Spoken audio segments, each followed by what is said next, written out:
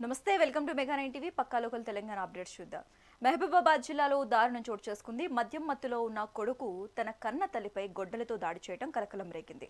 చర్లపాలెంకి చెందిన లచ్చమ్మ బుధవారం విశ్రాంతి తీసుకుంటూ ఉన్నారు. ఈ క్రమంలో ఆమె కుమారుడు మద్యం మత్తులో ఇంటికి వచ్చాడు. మద్యం తాగడానికి డబ్బులు కావాలని తల్లిని అడిగాడు. ఆమె వద్ద డబ్బులు లేవని చెప్పడంతో ఇద్దరి మధ్య వాగ్వాదం జరిగింది. ఈ క్రమంలో 450 రూపాయలు ఇవ్వాలని ఒత్తిడి తేవడంతో తల్లి కాళ్లకు ఉన్న వెండి కడియాలను కూడా తీసేసుకునేందుకు ప్రయత్నించాడు. ఇక దీనికి తల్లి లచ్చమ్మ అడ్డు కావడంతో ఆగ్రహించిన తన కొడుకు ఇంట్లో ఉన్న గొడ్డలిని తీసుకుని ఆమెపై దాడి చేశాడు. చేతులు, మెడ, ఛాతి భాగాల్లో తీవ్రంగా కొట్టడంతో లచ్చమ్మకు తీవ్ర గాయాలయ్యాయి. ఆమె కేకలు విని అప్రమత్తమైన స్థానికులు వెంటనే 108 అంబులెన్స్ కు సమాచారం అందించారు. ఇక ఘటనా స్థలానికి చేరుకున్న లచ్చమ్మకు ప్రాథమిక చికిత్స అందించారు.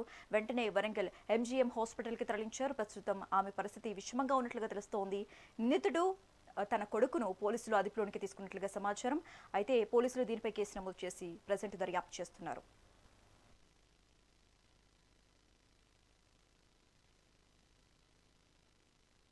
నా పేరు సారయ్య సార్. నాకు నా అమ్మమ్మ అవుతుంది.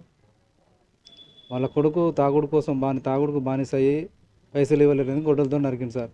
ఇది వరకు ముందు ఇది ఇట్లా చాలాసార్లు భార్యను కొట్టుడు చేసుడు, ఈ ముందు కూడా కొట్టుడు చేసుడు, వీళ్ళు మందిళ్ళలో పండుకోవడము ఇంట్లో భయంతో ఇట్లా చాలాసార్లు జరగడం జరిగింది. ఈసారి బాగా విపరీతంగా తాగి కోపంతో గొడ్డలతో ఒక మెడ మీద, నడుము కాడ, తలకాయ కాడ నరకడం జరిగింది సార్. పిల్లల్ని కూడా పిల్లలకి ఏదైనా తెచ్చినా కూడా ఆయన తినడమే, పిల్లలకు పెట్టకపోవడం బాగా చాలా జరగడం జరిగింది.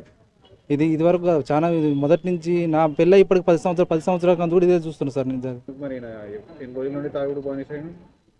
నా పెళ్లి కాకముందు నుంచి తాగుతూనే ఉన్నాడు సార్. నా పెళ్ళి ఇప్పుడు 10 years అవుతుంది.